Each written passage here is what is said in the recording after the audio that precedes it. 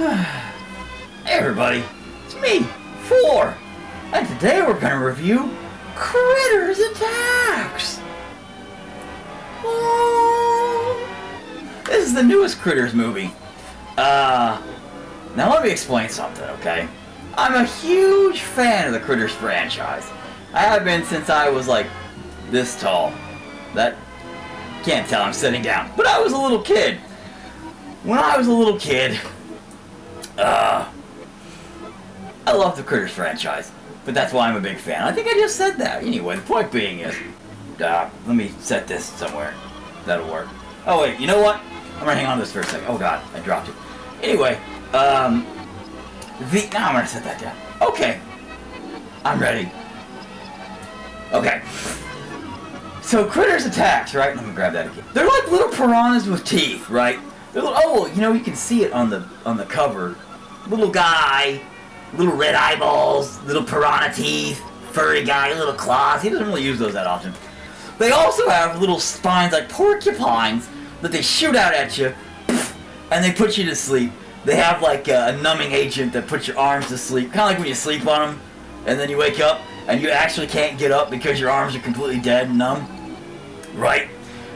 Many a funny jokes about that one where I woke up and I tried to get up and I just fell on my face and broke my nose. But this movie is very reminiscent of the original Critters film.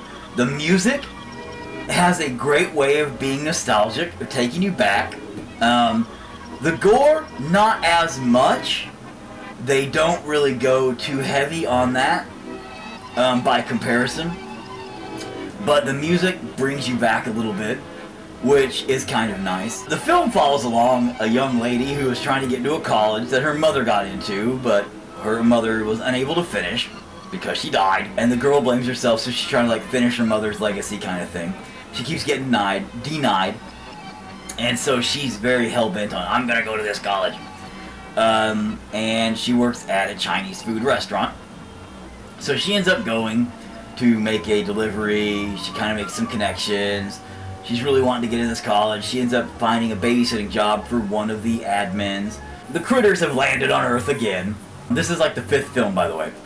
Leonardo DiCaprio, by the way, was in one of these.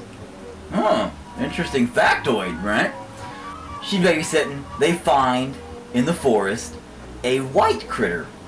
Very awkward, with ears, nonetheless. Very weird. Very weird. The design of the white critter, the cute female, obviously female critter with ears, I don't like at all.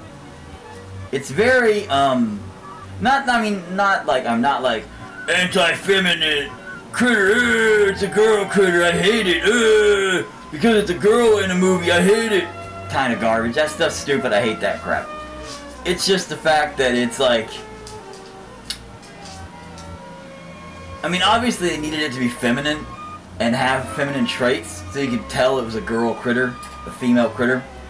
I get that, but it just, and they made it cutesy so you'd feel less threatened, I guess, and things like that. I understand why. I don't know, I just wasn't a big fan of the design of it overall. Personally, it comes to find out that it's the, Queen Critter. The Quinter? Wow, that just sounds perverse and weird. Anyway, it's the Queen Critter, the Majesty, the Queen shit of the Critters. But she doesn't kill people, she's there to apparently kill the Critters.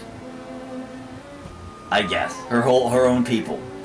What a good queen she is. I'm assuming because they went rogue and they're on Earth killing people and maybe she has a soft spot for humans. I don't know. If you go to the back here, hey, there's a familiar face here. It's the mom. It's the mom from the first Critters movie. They just kind of throw her in there, okay? And you see this Dee Wallace, and you're like, oh, hey, that's the mom from the first movie. Cool, so the mom from the first movie's coming back. Alright, and she's tracking the Critters. And she's getting geared up, like, okay, she's gonna go fight him now.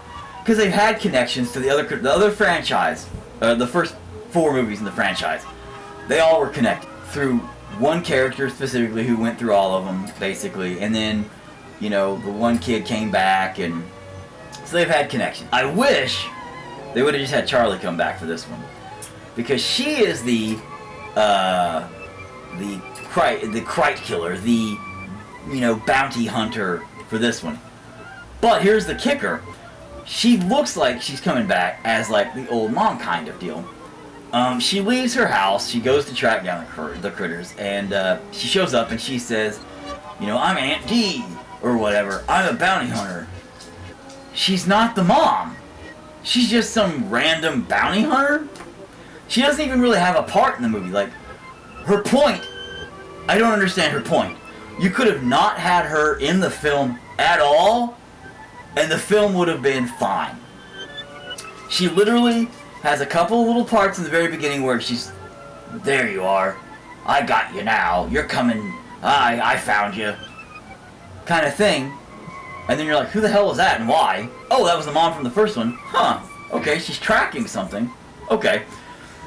Then when she finally shows up, she shoots one and then throws a gun to the kids and goes, get ready, kids, and then a couple of shots, and then that's really about it. Woo! Same as with the female critter. She could have been written completely out. And I really think the film would have survived just fine. It could have been the 4 kids just trying to survive the critters, finding themselves in all these situations, and the female critter, the queen critter, would not have had anything to do with it. And the 4 kids could have just survived the situations the same, just like the other critter movies, and it would have been fine. You could have written out the female queen critter fine. If something is not broken, do not fix it. The movie was okay, the movie was fine. But at the same time, like, the female critter brings in a new aspect to the franchise that did not need to have something new thrown in the mix. It worked great. The concept was always sound. The concept was always great. Don't throw something else new in there. You know, don't throw a wrench in the gears if the gears are running smooth. You know? And the last thing I do have to complain about is they utilized the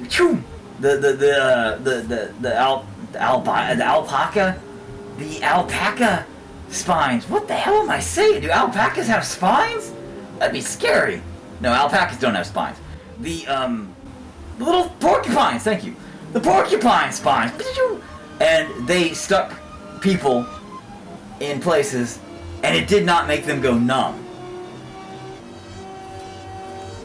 You know, that was a definitive trait of the critters in the franchise. That was one of the things they did and they had in their evolutionary steps to kill their targets. Like, boom, it numbs them, it puts them down, it's their poison, their venom. It allows their, you know, victims to, it's like a snake. Bite, venom, die, eat them. That's how it works. Genetically, like, it should still be there. It's not like, what? Why would they do that? Like, at one point, the chick goes, oh, you gotta help me aim.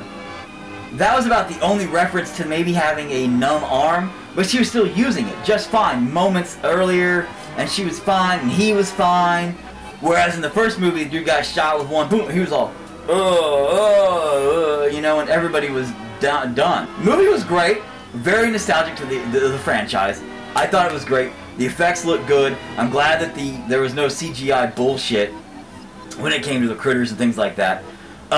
They gave all the critters individual personalities, like they kind of started doing with the franchise in some of them, where they would have like different hair, like a stripe of white, or, you know, different looks a little bit here and there, which was good. The critters look good.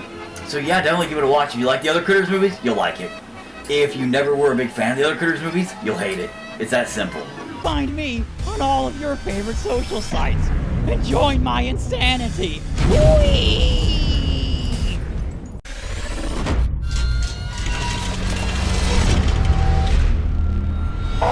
Look what I made!